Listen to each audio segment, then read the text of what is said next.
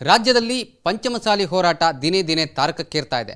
ಪಂಚಮಸಾಲಿ ಹೋರಾಟಗಾರರ ವಿರುದ್ಧ ಇದೀಗ ಸರ್ಕಾರ ಲಾಠಿ ಚಾರ್ಜ್ ಮಾಡಿಸಿರುವಂಥದ್ದು. ಈ ಎಲ್ಲ ಬೆಳವಣಿಗೆಗಳ ಬಗ್ಗೆ ಮಾತನಾಡಲಿಕ್ಕೆ ನಮ್ಮ ಜೊತೆ ಮಾಜಿ ಸಿಎಂ ಹಾಗೂ ಸಂಸದರಾದ ಜಗದೀಶ್ ಶೆಟ್ಟರ್ ಅವರಿದ್ದಾರೆ. ಅವ್ರನ್ನ ಮಾತನಾಡಿಸೋಣ. ಸರ್, ಈಗ ಲಾಠಿ ಚಾರ್ಜ್ ಆಗಿರುವಂಥದ್ದು ಪಂಚಮಸಾಲಿ ಹೋರಾಟಗಾರನ ಹತ್ತಿಕ್ಕುವಂಥ ಕೆಲಸ ಆಗ್ತಾ ಇದೆ ಎನ್ನುವಂಥದ್ದು. ಕರ್ನಾಟಕದಲ್ಲಿ ಲಿಂಗಾಯತ ಪಂಚಮಸಾಲಿ ಸಮಾಜ ಒಂದು ಪ್ರಭಾವಿ ಸಮಾಜ. ಕಳೆದ ಹಲವಾರು ವರ್ಷಗಳಿಂದ ಸಮಾಜಕ್ಕೆ ಮೀಸಲಾತಿ ಬೇಕಂಥೇಳಿ 2A ಮೀಸಲಾತಿ ಬೇಕಂಥೇಳಿ ಜಯಮುತ್ತುಂಜ ಸ್ವಾಮೀಜಿಯವರು, ಹರಿಹರ ಪೀಠದ ವಚನಾನಂದ ಸ್ವಾಮೀಜಿಯವರು ಹೋರಾಟವನ್ನು ಮಾಡ್ತಾಯಿದ್ದಾರೆ. ಅದರಲ್ಲಿ ಮುಖ್ಯವಾಗಿ ಜಯಮುತ್ತುಂಜ ಸ್ವಾಮೀಜಿಯವರ ನೇತೃತ್ವದಲ್ಲಿ ಬೀದಿ ಹೋರಾಟವನ್ನು ನಡೀತಾ ಇದೆ. ಹಲವಾರು ವರ್ಷಗಳಿಂದ ಪಾದಯಾತ್ರೆ ಮತ್ತೊಂದು ಎಲ್ಲ ನಡೀತಿದೆ. ಇತ್ತೀಚೆಗೆ 10ನೇ ತಾರೀಕಿಗೆ ಬೆಳಗಾವಿಯಲ್ಲಿ ಜಯಮುತ್ತುಂಜ ಸ್ವಾಮೀಜಿಯವರ ನೇತೃತ್ವದಲ್ಲಿ ಭಾಳ ದೊಡ್ಡ ಪ್ರಮಾಣದಲ್ಲಿ ಹೋರಾಟ ಆಯಿತು. ಸಾವಿರಾರು ಸಂಖ್ಯೆಯಲ್ಲಿ ಜನ ಸೇರಿದರು ಮತ್ತು ಸರ್ಕಾರಕ್ಕೆ ಒಂದು ಗಡುವನ್ನು ಕೊಟ್ಟಿದ್ದರು. ಆದರೆ ಸರ್ಕಾರಕ್ಕೆ ಯಾವುದೇ ರೀತಿ ಸ್ಪಂದನ ಮಾಡಲಿಲ್ಲ. ಅವರು ಕರೆದು ಕುಂತು ಮಾತನಾಡಿಸುವಂಥದ್ದಾಗಲಿ ಅಥವಾ ಕೋರ್ಡಿನೇಟ್ ಮಾಡುವಂಥದ್ದಾಗಲಿ BJP ಸರ್ಕಾರ ಇದ್ದಾಗ ನಾವೇನು ಮಾಡ್ತಿದ್ವಿ ಅದು ಯಾವುದೂ ಮಾಡಲಿಲ್ಲ, ಸ್ಪಂದನ ಮಾಡಲಿಲ್ಲ. ಲಕ್ಷಾಂತರ ಜನ ಬೆಂಗಳೂರು ಸೇರಿದಾಗೂ ಸಹಿತ ಭಾಳ ಶಾಂತ ರೀತಿಯಿಂದ ಹೋರಾಟಕ್ಕೆ ಸಹಕಾರ ಕೊಡುವಂಥ ಕೆಲಸ ಅವತ್ತಿನ BJP ಸರ್ಕಾರ ಮಾಡ್ತು. ಆದರೆ ಸಿದ್ದರಾಮಯ್ಯ ಸರ್ಕಾರ ಅವರ ಒಂದೇ ಒಂದು ಇಂಟೆನ್ಷನು ಈ ಒಂದು ಬೇಡಿಕೆಯನ್ನು ಈಡೇರಿಸಬಾರ್ದು ಮತ್ತು ಹೋರಾಟಕ್ಕೆ ಯಾವುದೇ ರೀತಿಯಂಥ ಎನ್ಕರೇಜ್ ಮಾಡಬಾರ್ದು ಅನ್ನುವಂಥ ದೃಷ್ಟಿಯಿಂದ ಅದನ್ನು ಹತ್ತಿಕ್ಕುವಂಥ ಕೆಲಸ ಮಾಡಿದ್ದರಿಂದ ಅವ್ರಿಗೆ ಯಾವುದೇ ಸ್ಪಂದನ ಮಾಡದೇ ಇದ್ದರಿಂದ ಇವತ್ತು ಅವರ ಮೇಲೆ, ಆ ಹೋರಾಟಗಾರರ ಮೇಲೆ ಲಾಠಿ ಚಾರ್ಜ್ ಮಾಡಿ ದೌರ್ಜನ್ಯ ಮಾಡುವಂಥ ಕೆಲಸ ಏನು ಮಾಡ್ತಲ್ಲ ಸಿದ್ದರಾಮಯ್ಯ ಸರ್ಕಾರ, ಇದನ್ನು ಖಂಡಿಸ್ತಾ ಇದ್ದೇನೆ. ಮತ್ತು ಈ ರೀತಿ ದೌರ್ಜನ್ಯದಿಂದ ಯಾವುದೇ ಒಂದು ಹೋರಾಟವನ್ನು ನಿಲ್ಲಿಸ್ತೀರಿ ಅಂತಂದರೆ ಯಾವುದೇ ಸರ್ಕಾರಕ್ಕೆ ಸಾಧ್ಯ ಇಲ್ಲ. ಅದಕ್ಕೆ ಇದನ್ನು ಸಿದ್ದರಾಮಯ್ಯ ಸರ್ಕಾರ ಅರ್ಥ ಮಾಡ್ಕೋಬೇಕಾಗಿದೆ. ತಕ್ಷಣವೇ ಅದಕ್ಕೆ ಸ್ಪಂದನ ಮಾಡುವಂಥ ಕೆಲಸ ನೀವು ಮಾಡಿ.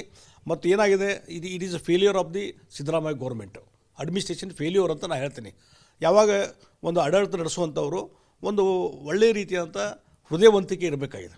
ಎಲ್ಲರ ಜೊತೆ ಒಂದು ಸಂವಾದ ವಾತಾವರಣ ನಿರ್ಮಾಣ ಮಾಡಬೇಕಂಥದ್ದು ಅದನ್ನೇನೂ ಮಾಡಲಾರ್ದೇ ಎಟ್ಲೀಸ್ಟ್ ಅವ್ರು ಹೇಳ್ತಾ ಇದ್ದಾರೆ, ಎಟ್ಲೀಸ್ಟ್ ಇದು ಕೇಂದ್ರ ಸರ್ಕಾರಕ್ಕೆ ಅದು ಪ್ರಪೋಸಲ್ ಕಳಿಸಿ ನಾವಲ್ಲಿ ಒತ್ತಾಯ ಮಾಡ್ತಿದ್ದು ಅದಕ್ಕೂ ಸ್ಪಂದನ ಮಾಡಲಿಕ್ಕೆ ಸಿದ್ದರಾಮಯ್ಯ ಸರ್ಕಾರ ತಯಾರಿಲ್ಲ ಅಂತಂದರೆ ಇವರಿಗೆ ಈ ಮೀಸಲಾತಿ ಕೊಡುವಂಥ ಮನಸ್ಸೇ ಇಲ್ಲ ಅನ್ನುವಂಥದ್ದು. ಮತ್ತು ಆಗಾಗ ಹೇಳ್ತಾರೆ ಸಿದ್ದರಾಮಯ್ಯರು ಬ್ಯಾಕ್ವರ್ಡ್ ಕಮಿಷನ್ ರಿಪೋರ್ಟ್ ಬರಬೇಕು ಅಂತೇಳಿ. ಯಾವಾಗ ಬರಬೇಕು ನಿಮ್ಮ ಬ್ಯಾಕ್ವರ್ಡ್ ಕಮಿಷನ್ ರಿಪೋರ್ಟು? ನಿಮ್ಮ ಸರ್ಕಾರದ ಮುಗಿದ ಮೇಲೆ ಬರಬೇಕು. ಯಾವಾಗಂತ ನಿಮಗೆ ಯಾವುದೋ ಕಮಿಷನ್ದು ರಿಪೋರ್ಟ್ ಬೇಕಂದ್ರೆ ಒಂದು ಇಂಟೀರಿಯಂ ರಿಪೋರ್ಟ್ ತೊಗೊತೀರಿ.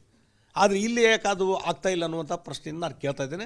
ಅದಕ್ಕಾಗಿ ಈ ಒಂದು ನ್ಯಾಯಯುತವಾದಂಥ ಬೇಡಿಕೆ ಈಡೇರಿಸುವಂಥ ಮನಸ್ಸು, ಮಾನಸಿಕತೆ ನಿಮಗಿಲ್ಲ. ಅದಕ್ಕಾಗಿ ನಾನು ಹೇಳ್ತೀನಿ, ಆದಷ್ಟು ಬೇಗನೆ ಅವ್ರನ್ನ ಹೋರಾಟಗಾರನ ಕರೆದು ಕುಂದಿರಿಸಿ ಮಾತನಾಡಿ ಒಂದು ಸೌಹಾರ್ದ ರೀತಿಯಿಂದ ಪರಿಹಾರ ಹುಡುಕೋ ದಿಕ್ಕಿನಲ್ಲಿ ಪ್ರಯತ್ನ ಮಾಡಿ.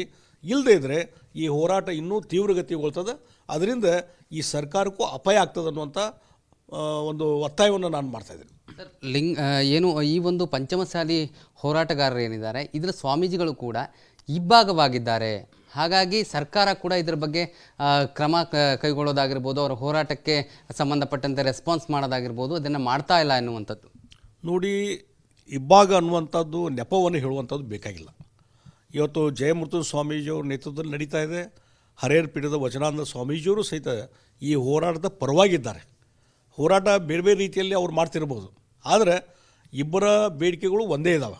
ಆ ಹಿನ್ನೆಲೆಯಲ್ಲಿ ಇವತ್ತು ಪೀಠಗಳಲ್ಲಿ ಸಮಾಜದಲ್ಲಿ ಒಡಕಿದೆ ಅನ್ನುವಂಥ ಕಾರಣವನ್ನು ಮುಂದೆ ಮಾಡಿ ಇವತ್ತು ಈ ಹೋರಾಟ ಹತ್ತಿಕ್ಕುವಂಥ ಕೆಲಸ ಸರ್ಕಾರ ಮಾಡಬಾರ್ದು, ತಕ್ಷಣ ಸ್ಪಂದನೆ ಮಾಡಬೇಕು ಅಂತ ಒತ್ತಾಯವನ್ನು ಮಾಡ್ತೀನಿ. ಸರ್, CM ಸಿದ್ದರಾಮಯ್ಯನವರು ಹೇಳುವಂಥದ್ದು ಅವ್ರ ಸರ್ಕಾರ ಇತ್ತು, ಅವ್ರ ಸರ್ಕಾರ ಏನೂ ಮಾಡಿಲ್ಲ, ಈಗ ನಮ್ಮ ವಿರುದ್ಧ ಅವರನ್ನು ಎತ್ತಿ ಕಟ್ಟಿ ನಮ್ಮ ವಿರುದ್ಧ ಹೋರಾಟವನ್ನು ಮಾಡಿಸ್ತಾ ಇದ್ದಾರೆ ಎನ್ನುವಂಥದ್ದು ಸಿದ್ದರಾಮಯ್ಯನವರು ಹೇಳುವಂಥದ್ದು. ನೋಡಿ, ಒಂದು ನಾನು ಹೇಳ್ತೀನಿ, ಹಿಂದೆ BJP ಸರ್ಕಾರ ಇದ್ದಾಗ ಆ ಮೀಸಲಾತಿ ಕೊಡುವಂಥ ಪ್ರಯತ್ನ ನಾವು ಮಾಡ್ತೀವಿ. ಆದರೆ ಆ ಪ್ರಯತ್ನವನ್ನು ಮಾಡಲಿಕ್ಕೆ ತಯಾರಿಲ್ಲ.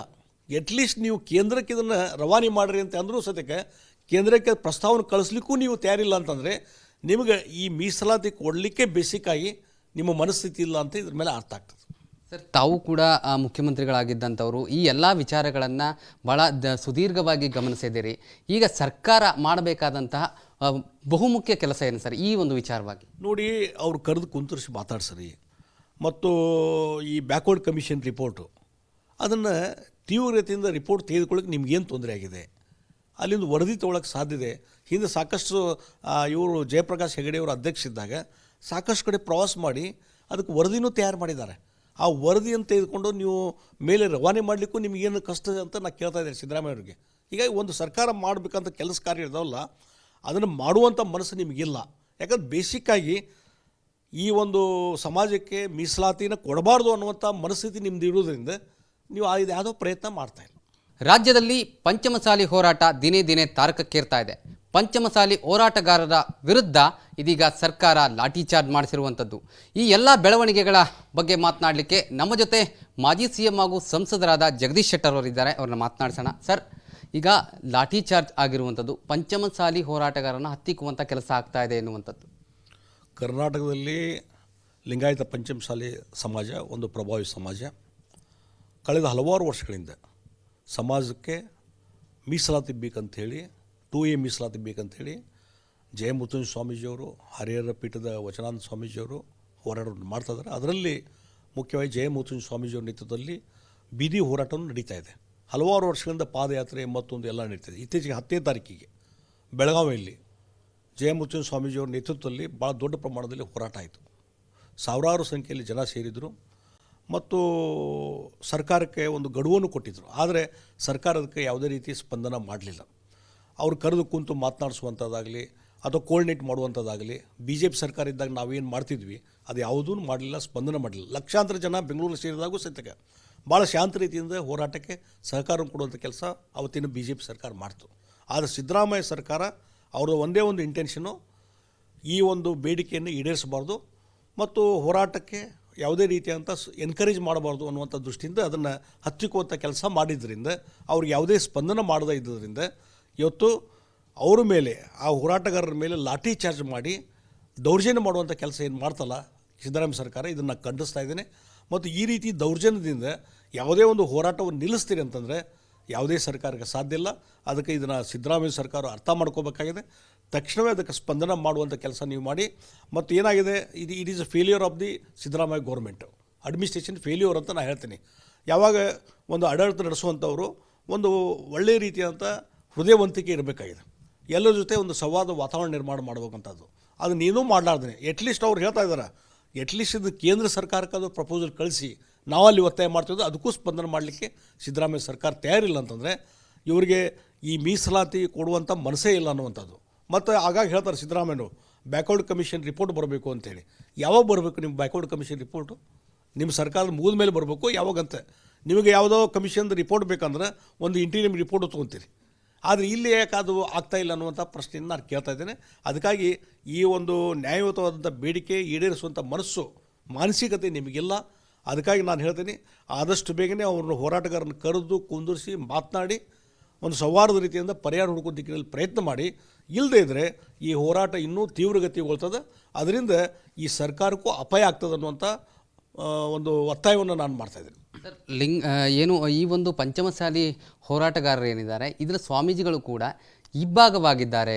ಹಾಗಾಗಿ ಸರ್ಕಾರ ಕೂಡ ಇದರ ಬಗ್ಗೆ ಕ್ರಮ ಕೈಗೊಳ್ಳೋದಾಗಿರ್ಬೋದು, ಅವರ ಹೋರಾಟಕ್ಕೆ ಸಂಬಂಧಪಟ್ಟಂತೆ ರೆಸ್ಪಾನ್ಸ್ ಮಾಡೋದಾಗಿರ್ಬೋದು, ಅದನ್ನು ಮಾಡ್ತಾ ಇಲ್ಲ ಎನ್ನುವಂಥದ್ದು. ನೋಡಿ, ಇಬ್ಬಾಗ ಅನ್ನುವಂಥದ್ದು ನೆಪವನ್ನು ಹೇಳುವಂಥದ್ದು ಬೇಕಾಗಿಲ್ಲ. ಇವತ್ತು ಜಯಮೃತ್ಯು ಸ್ವಾಮೀಜಿಯವ್ರ ನೇತೃತ್ವದಲ್ಲಿ ನಡೀತಾ ಇದೆ. ಹರಿಹರ ಪೀಠದ ವಚನಾನಂದ ಸ್ವಾಮೀಜಿಯವರು ಸಹಿತ ಈ ಹೋರಾಟದ ಪರವಾಗಿದ್ದಾರೆ. ಹೋರಾಟ ಬೇರೆ ಬೇರೆ ರೀತಿಯಲ್ಲಿ ಅವ್ರು ಮಾಡ್ತಿರ್ಬೋದು, ಆದರೆ ಇಬ್ಬರ ಬೇಡಿಕೆಗಳು ಒಂದೇ ಇದ್ದಾವೆ. ಆ ಹಿನ್ನೆಲೆಯಲ್ಲಿ ಇವತ್ತು ಪೀಠಗಳಲ್ಲಿ ಸಮಾಜದಲ್ಲಿ ಒಡಕಿದೆ ಅನ್ನುವಂಥ ಕಾರಣವನ್ನು ಮುಂದೆ ಮಾಡಿ ಇವತ್ತು ಈ ಹೋರಾಟ ಹತ್ತಿಕ್ಕುವಂಥ ಕೆಲಸ ಸರ್ಕಾರ ಮಾಡಬಾರ್ದು, ತಕ್ಷಣ ಸ್ಪಂದನೆ ಮಾಡಬೇಕು ಅಂತ ಒತ್ತಾಯವನ್ನು ಮಾಡ್ತೀನಿ. ಸರ್, CM ಸಿದ್ದರಾಮಯ್ಯನವರು ಹೇಳುವಂಥದ್ದು ಅವ್ರ ಸರ್ಕಾರ ಇತ್ತು, ಅವ್ರ ಸರ್ಕಾರ ಏನೂ ಮಾಡಿಲ್ಲ, ಈಗ ನಮ್ಮ ವಿರುದ್ಧ ಅವರನ್ನು ಎತ್ತಿ ಕಟ್ಟಿ ನಮ್ಮ ವಿರುದ್ಧ ಹೋರಾಟವನ್ನು ಮಾಡಿಸ್ತಾ ಇದ್ದಾರೆ ಎನ್ನುವಂಥದ್ದು ಸಿದ್ದರಾಮಯ್ಯನವರು ಹೇಳುವಂಥದ್ದು. ನೋಡಿ, ಒಂದು ನಾನು ಹೇಳ್ತೀನಿ, ಹಿಂದೆ BJP ಸರ್ಕಾರ ಇದ್ದಾಗ ಆ ಮೀಸಲಾತಿ ಕೊಡುವಂಥ ಪ್ರಯತ್ನ ನಾವು ಮಾಡಿದ್ವಿ. ಆದರೆ ಆ ಪ್ರಯತ್ನವನ್ನು ಮಾಡಲಿಕ್ಕೆ ತಯಾರಿಲ್ಲ. ಎಟ್ಲೀಸ್ಟ್ ನೀವು ಕೇಂದ್ರಕ್ಕೆ ಇದನ್ನು ರವಾನೆ ಮಾಡಿರಿ ಅಂತ ಅಂದರೂ ಸದ್ಯಕ್ಕೆ ಕೇಂದ್ರಕ್ಕೆ ಪ್ರಸ್ತಾವನೆ ಕಳಿಸ್ಲಿಕ್ಕೂ ನೀವು ತಯಾರಿಲ್ಲ ಅಂತಂದರೆ ನಿಮಗೆ ಈ ಮೀಸಲಾತಿ ಕೊಡಲಿಕ್ಕೆ ಬೇಸಿಕ್ಕಾಗಿ ನಿಮ್ಮ ಮನಸ್ಥಿತಿ ಇಲ್ಲ ಅಂತ ಇದ್ರ ಮೇಲೆ ಅರ್ಥ ಆಗ್ತದೆ. ಸರ್, ತಾವು ಕೂಡ ಮುಖ್ಯಮಂತ್ರಿಗಳಾಗಿದ್ದಂಥವರು ಈ ಎಲ್ಲ ವಿಚಾರಗಳನ್ನು ಭಾಳ ಸುದೀರ್ಘವಾಗಿ ಗಮನಿಸಿದ್ದೀರಿ. ಈಗ ಸರ್ಕಾರ ಮಾಡಬೇಕಾದಂತಹ ಬಹುಮುಖ್ಯ ಕೆಲಸ ಏನು ಸರ್ ಈ ಒಂದು ವಿಚಾರವಾಗಿ? ನೋಡಿ, ಅವ್ರು ಕರೆದು ಕುಂತರಿಸಿ ಮಾತಾಡ್ಸರಿ ಮತ್ತು ಈ ಬ್ಯಾಕ್ವರ್ಡ್ ಕಮಿಷನ್ ರಿಪೋರ್ಟು ಅದನ್ನು ತೀವ್ರತೆಯಿಂದ ರಿಪೋರ್ಟ್ ತೆಗೆದುಕೊಳ್ಳೋಕೆ ನಿಮ್ಗೇನು ತೊಂದರೆ ಆಗಿದೆ, ಅಲ್ಲಿಂದ ವರದಿ ತೊಗೊಳಕ್ಕೆ ಸಾಧ್ಯತೆ.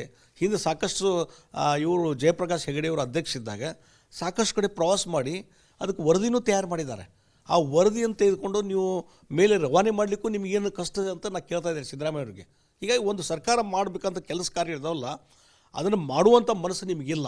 ಯಾಕಂದ್ರೆ ಬೇಸಿಕ್ಕಾಗಿ ಈ ಒಂದು ಸಮಾಜಕ್ಕೆ ಮೀಸಲಾತಿನ ಕೊಡಬಾರ್ದು ಅನ್ನುವಂಥ ಮನಸ್ಥಿತಿ ನಿಮ್ದು ಇರೋದ್ರಿಂದ ನೀವು ಇದು ಯಾವುದೋ ಪ್ರಯತ್ನ ಮಾಡ್ತಾಯಿಲ್ಲ.